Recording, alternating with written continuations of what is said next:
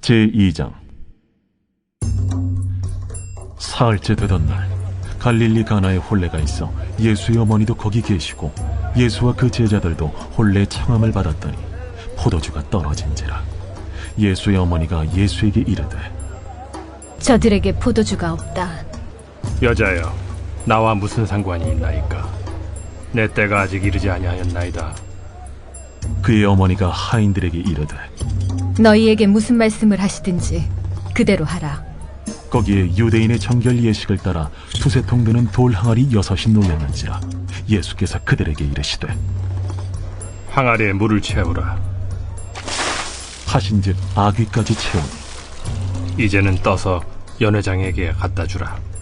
하심에 갖다 주었더니 연회장은 물로 된 포도주를 맛보고도 어디서 났는지 알지 못하되 물떠온 하인들은 알더라.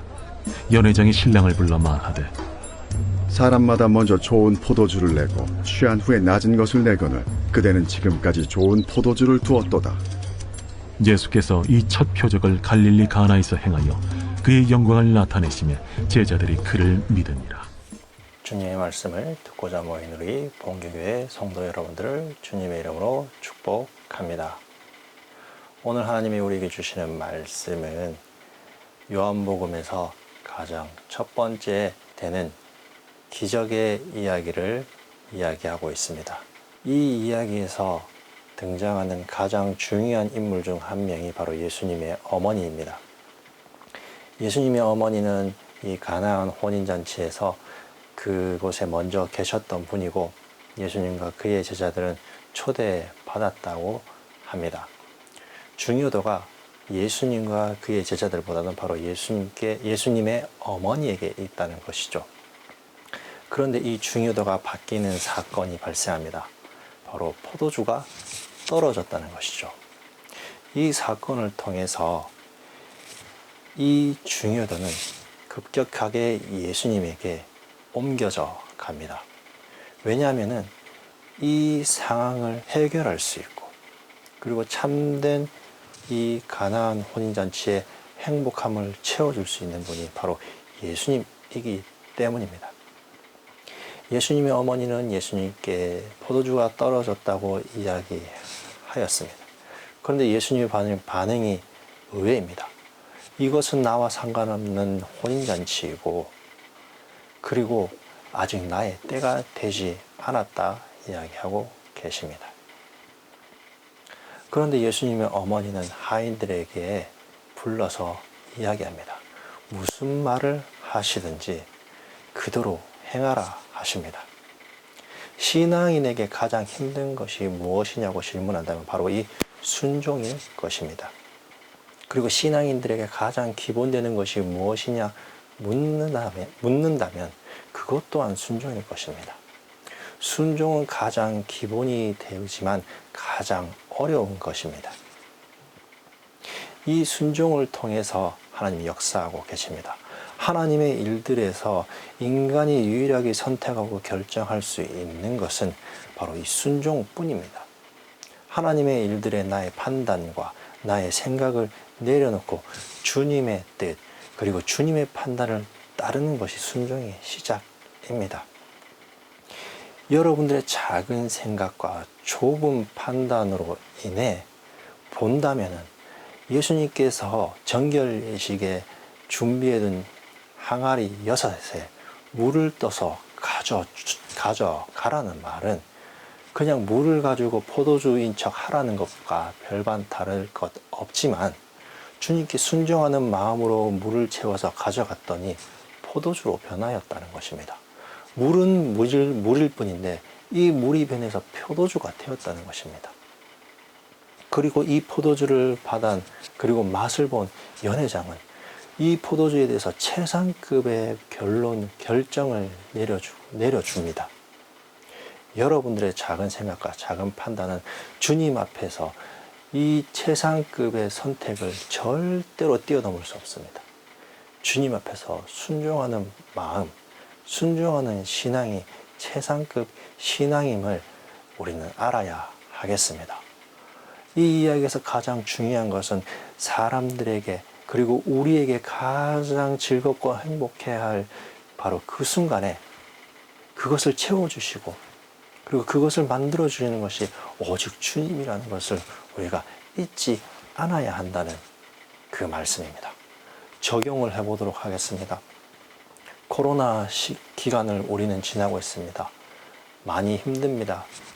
교회에는 모이지 못하고 교회는 일을 하지 못하고 있습니다. 그런데 우리는 시각을 조금 바꿔보아야 하겠습니다. 교회는 일하는 곳이고 또 모이기 이전에 바로 하나님을 만나는 것이고 하나님의 은혜를 누리는 곳이라는 것을 잊지 않아야겠습니다. 주체는 하나님이 되는 것이고 또 하나님을 만나는 내가 있다면 교회는 아무 문제 되지 않습니다. 하나님을 예배하는데 그 하나님이 저기 계시고 영광을 돌려야 될 내가 있다면 예배는 가능한 것입니다. 기도하는데 나의 기도를 들으실 그분께서 계시고 나의 마음을 고백하는 내가 있다면 왜 기도가 되지 않겠습니까? 찬양하는데 찬양의 영광을 받으실 그분께서 계시고 영광을 돌리는 우리가 있다면 그 찬양이 힘껏 소리치는데 무엇이 부족하겠습니까? 그런데 우리는 생각을 우리의 좁은 생각으로 판단합니다. 교회가 힘들고 어렵고 핍박받고 있다. 사실 주님께 집중해야 한다는 이 개념에서 보았을 때는 저희는 핍박받은 적도 없고 핍박받을 수 없습니다. 주님 한 분으로 충분한데 주님 한 분만 있으면 되는데 우리는 다른 무언 것들을 바라보면서 우리의 교회를 판단하였습니까? 주님으로 인해서 은혜 누리고 주님으로 인해서 다시금 주님의 자리를 찾아가는 바로 그 교회가 바로 진정한 교회가 되지 않겠습니까? 여러분 모두가 그러한 교회를 만들어 가시기를 바랍니다. 가정 또한 동일합니다. 가정이 힘들고 어렵다고 합니다. 그런데 가정에서 가장 중요한 것은 바로 우리 주님께서 주인이 되어 주시느냐 그렇지 않느냐가 우리 가정에서 가장 중요합니다. 우리의 신앙 또한 동일합니다. 주님께서 우리의 삶의 주인이 되어 주시냐 주지 않느냐가 우리의 삶에서 행복하냐 행복하지 않느냐의 결정입니다. 우리가 코로나 기간 너무 많이 힘들고 어려운 것은 사실이지만 그리고 세태기인 것처럼 보이지만 환경과 여건은 점점 황금기를 찾아갈 수 있는 조건과 환경들이 만들어져 갑니다. 교회에 모이는데 우리 주님만 바라보지 않는다면 우리가 교회를 보면서 얼마나 실망할까요? 그런데 주님만 바라보면 우리는 감사할 것뿐입니다. 많은 것들이 사라지고 교회는 오직 주님만이 남아 계십니다. 그것으로 인해서 우리의 교회는 승리합니다. 주님께서 주인 되는 그곳이 바로 교회의 가장 찬란한 황금기라는 것을 여러분께서 잊지 않으셨으면 좋겠습니다. 교회의 교제가 중요합니다.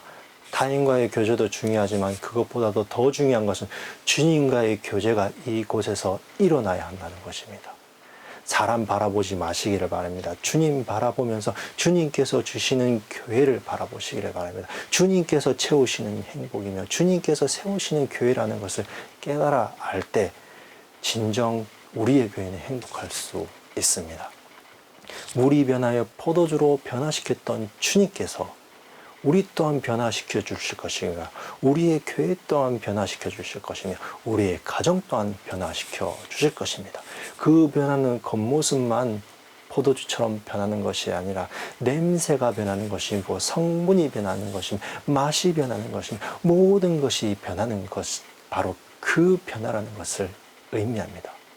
여러분들께서 모두 처음에 주님과의 사랑을 회복하여 주셔서 이 험난한 코로나 기간에 주님으로 행복합니다라고 고백할 수 있는 그런 귀한 믿음의 본교교의 성도 여러분들 모두가 되어서 오늘 하루 주님으로 인해 행복함을 채우는 귀한 본교교의 성도 여러분들 되기를 주님의 이름으로 축복합니다. 기도하겠습니다. 사랑이 많은 하나님 아버지 감사합니다. 우리가 주님으로 인해서 행복한 존재이며 주님으로 인해 모든 것이 채워지는 자들임을 다시금 고백합니다. 하나님 아버지, 세상이 아무리 힘들고 어렵다 할지라도 주님께 순종하는 마음으로 우리의 신앙을 세워나가게 하여 주시고 그 신앙 속에서 주님만 오롯이 바라보면서 이 험난한 시절을 오롯이 주님이 주시는 행복으로 이겨나갈 수 있도록 하나님 우리에게 믿음을 더하여 주시옵소서.